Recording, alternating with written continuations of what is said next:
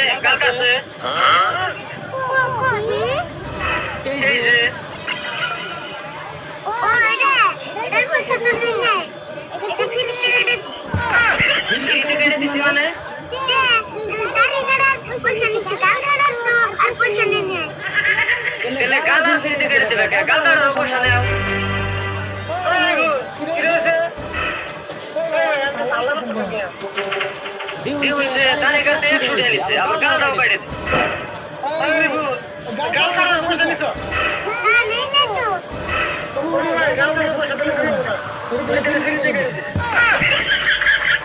আমি ওই কথা কই আমার গালটা যদি ফ্রিতে কেটে দিছে না তো ফ্রিতে কেটে দেন আমি শরম থাকতে জানি এই দোকানে আইনা